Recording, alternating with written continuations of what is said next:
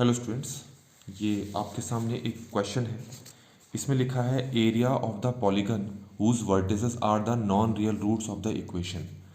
अब हमें ये इक्वेशन दे रखी है z bar equal to iota z square. z bar का मतलब होता है x plus iota y, sorry x minus iota y equal to iota, और इसका मतलब होता है x प्लस आयोटा वाई का होल स्क्वायर। इसको सिंप्लीफाई करते हैं तो x minus iota Y as it is रहा, और इसको सॉल्व करेंगे तो ये x square minus y square plus 2xy iota हो जाएगा। यहाँ तक आपको क्लियर हो गया होगा। अब अंदर मल्टीप्लाई कर दें तो x प्लस आयोटा वाई ये हो जाएगा iota x square minus y square, और इसको अगर इससे करें तो ये हो जाएगा माइनस 2xy। यहाँ तक समझ में आ गया होगा। अब दोनों तरफ अगर हम रियल और इमेजनरी टर्म्स को इक्वेट करें तो यहाँ पर जो इमेजनरी है वो है x square minus y square, और यहाँ पर जो इमेजनरी है वो है वाई। यहाँ तक समझ में आ गया होगा। और इसको देखें, ये है रियल पार्ट है माइनस 2xy यहाँ पर, और यहाँ है हमारे पास क्या, ये प्लस मैंने फिर लिख दिया जबकि यहाँ माइनस होना था, तो इसलिए फिर यहाँ पर ये माइनस होगा। तो ये जो रियल पार्ट है माइनस 2xy ये इक्वल होगा x के, जो कि हमने कुछ ऐसे लिख दिया। अब हमने क्या करना है, इन दोनों इक्वेशंस को सॉल्व करना है, और सॉल्व करके x और y की वैल्यू निकालनी है। पहले इसको सॉल्व करते हैं। इसके लिए मैं इसको यहाँ ले जाता हूँ, तो 0 इक्वल टू ये हो जाएगा 2xy plus x। 0 equal to इसमें से अगर मैं x कॉमन निकालूँ तो ये 2y प्लस 1 आ जाएगा, और 0 के इक्वल रखेंगे तो x की वैल्यू 0 आ रही है और y की वैल्यू -1/2 आ रही है। तो x की हमें यहाँ से दो वैल्यूज़ मिल चुकी हैं। ये क्लियर हो गया होगा आपको, ठीक है। अब आपको ये x की दोनों वैल्यूज़ को बारी बारी से इस इक्वेशन में पुट करके y की दो वैल्यूज़ निकालनी। पहले ये x की वैल्यू 0 को मैं यहाँ पुट करता हूँ तो आपको पता लगेगा कि क्या आ रहा है। ज़रा देखते हैं, x की वैल्यू 0 अगर मैं यहाँ पुट करता हूँ तो ये तो 0 हो जाएगा। तो आपको क्या मिलने वाला है, तो ये मिलेगा आपको minus y square equal to minus y, minus minus cancel, तो y square minus y equal to 0, और y कॉमन आएगा तो y minus y one equal to 0। तो एक बार y की वैल्यू 0 मिल रही है, एक बार y की वैल्यू 1 मिल रही है।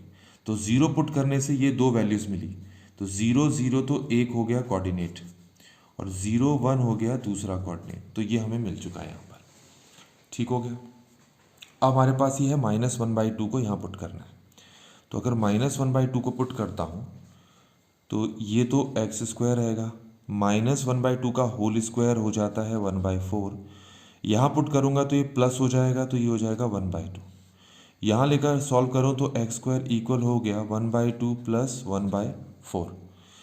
इसको अगर सॉल्व किया जाए तो ये आ जाएगा 3/4, और यहाँ से अगर मैं x की वैल्यू निकाल लूँ तो ये आ जाएगा प्लस माइनस √3/2। तो ये हमारे पास x की वैल्यूज़ आ गई हैं।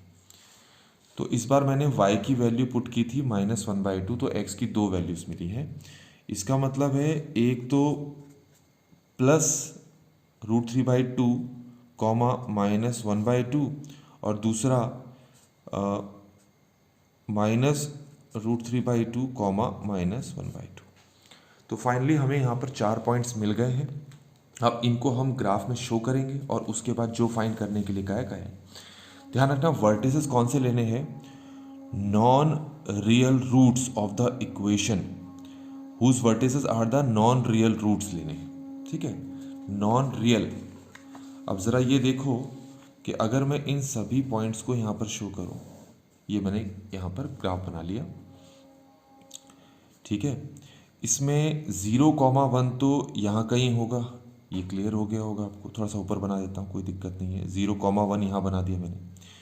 अब ये वाला जो पॉइंट है वो यहाँ पर कहीं पर मिलेगा आपको, ठीक है, और ये वाला पॉइंट हमें यहाँ मिलेगा, ठीक है, बराबर में मिलेंगे दोनों, एक दूसरे के बिल्कुल आमने सामने मिलेंगे। तो इसलिए मैं स्केल से ऐसे शो कर देता हूँ, ये कर दिया मैंने, ठीक है।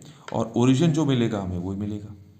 अब ओरिजिन को नहीं लेना है यहाँ पर हमने, क्योंकि नॉन रियल रूट्स का है हमें, तो ये सारे आपके नॉन रियल पे आ जाते हैं।